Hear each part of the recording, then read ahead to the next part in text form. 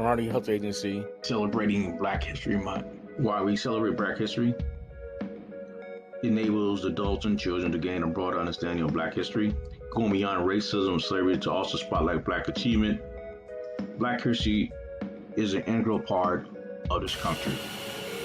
Community Health Agency is proud to be featuring Dorothy Vaughn, Mary Jackson, and Katherine Johnson, a remarkable group of African American women working as human computer at what would become NASA Langley Research Center in Virginia, but breaking down their own gender and racial barriers. Dorothy Johnson Vaughn was an African American mathematics teacher who became one of the leading mathematical engineers in the early days of the aerospace industry. After the U.S. defense industry desegregated, Vaughn worked with the leading computer operators and engineers, becoming an expert in the Fortran programming coding language at NASA.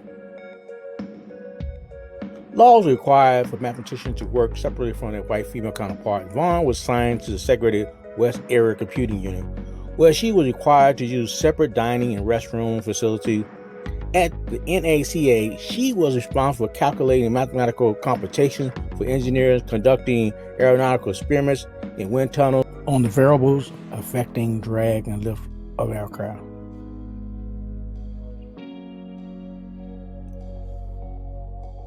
In 1949, Vaughn became the first Black supervisor at the NACA when she was promoted to the manager of the West Area Computers. This work group was composed entirely of African American female mathematicians. The title gave her rare visibility, and she collaborated with other well-known computer operators on various projects. She also became a dedicated advocate for female employees who deserved promotion or raises, often supporting white women as well. Despite all of Vaughn's contribution and effort, she sought but never received another management position at NASA. She retired in 1971.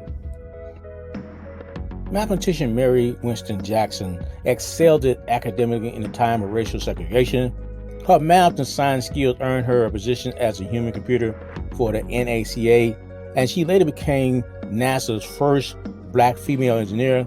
Along with serving a vital role in the development of the space program, she helped the other women and minorities advance their careers. Jackson died in February 2005 at the age of 83. After several months of separate and unequal accommodation, Jackson had enough.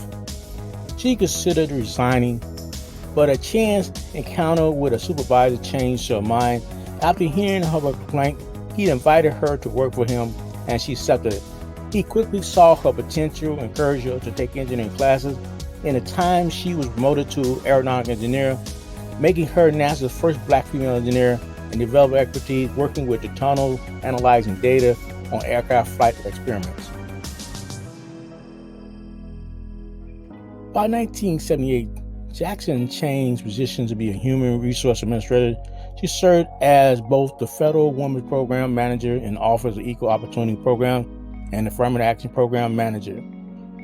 From then until her retirement in 1985, she helped other women and minorities advance their careers, advising them to study and take extra courses to increase their chances for promotion.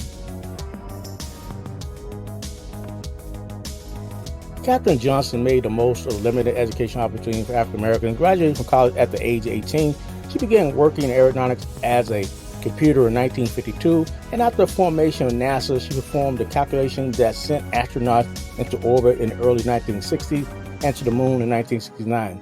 Johnson was honored with the Presidential Medal of Freedom in 2015 and saw her story brought to light through a book and a feature film the following year.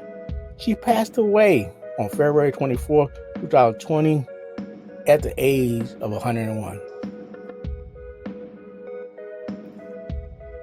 The next challenge was to send a man in orbit around the Earth. This involved far more difficult calculation to account for the gravitational pulls of celestial bodies, and by then NASA had begun using electronic computers. Yet, the job wasn't considered complete until Johnson was summoned to check the work of the machines, providing the go-ahead to propel John Glenn into a successful orbit in 1962. While the work of electronic computers took on an increased importance at NASA, Johnson remained highly valuable for her unwavering accuracy.